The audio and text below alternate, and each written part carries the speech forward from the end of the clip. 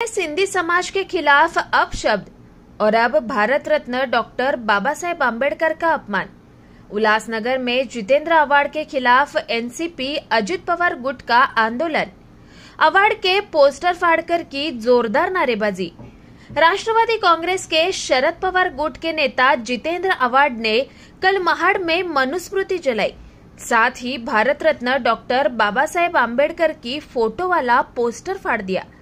हालांकि अवार्ड ने इस मामले में माफी मांगते हुए कहा है कि ये घटना अनजाने में हुई है, लेकिन इससे एनसीपी अजित पवार गुट काफी आक्रामक हो गई है। इसका असर उल्लासनगर शहर में भी हुआ है और जिला प्रमुख भरत गंगोत्री के नेतृत्व में कार्यकर्ताओं ने विरोध प्रदर्शन किया। नेताजी चौक पर इस बार जितेंद्र अवार्ड का पोस्टर फाड़कर विरोध जताया गया।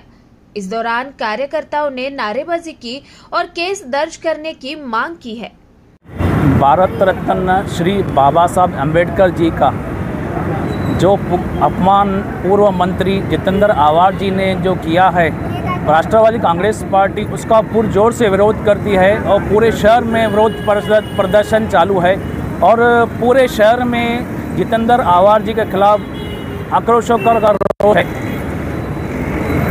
इस घटना के बाद देखा गया कि जितेंद्र अवार्ड ने दिलगिरी भी व्यक्त की है और उनका यह कहना है कि उन्होंने यह सब जानबूझकर नहीं किया है। इस पर क्या कहना है? सर, विरोध तो है और इन्होंने जो किया है वो तो गलत किया है। जो बाबा साहब अम्बेडकर जी हमारे आदरणीय है, उनके लिए जो गलत किया है हम उनका पूरी तरह से विरोध करते हैं। मुझे तो लगता है जितेंद्र अवार्ड की मानसिक संतुलन सही नहीं है और अगले साल 27 मई के दिन भी उन्होंने हमारे सिंधी समाज के लिए कुछ अशब्द कहे थे।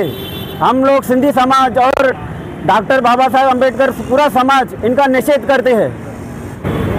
एकंदरीत आजचं आंदोलन हे असं आहे की माजी मंत्री जितेंद्र आव्हाड यांनी मनुस्मृतीचा पाठ्यक्रम व भगवद्गीतेचा पाठ्यक्रम लहान मुलांच्या अभ्यासक्रमामध्ये हा आला आहे, त्या विरोधामध्ये त्यांनी आंदोलन करण्याकरता गेले। आंदोलन करत असताना त्यांना एवढं भान नाही राहिलं की भारतीय घटनेचे शिल्पकार परमपूज्य डॉक्टर बाबासाहेब आंबेडकर यांचा फोटो त्यांच्या हातात आहे। त्यांनी मीडियामध्ये चमकण्यासाठी त्यांना एखादा तिसरा व्यक्ती सांगतोय, आम्ही मीडियामध्ये बघितलं की बाबासाहेबांची प्रतिमा आहे, फोटो आहे की तो फाडू नका, तरी त्यांनी तो फोटो फाडलाय। त्यामुळं पूर्ण भारतभर महाराष्ट्रभर जितेंद्र आव्हाड सारख्या माणसाचा निषेध होतोय। ते एका सत्ताधारी पार्टीमध्ये त्यांनी मंत्रिपद उपभोगलंय।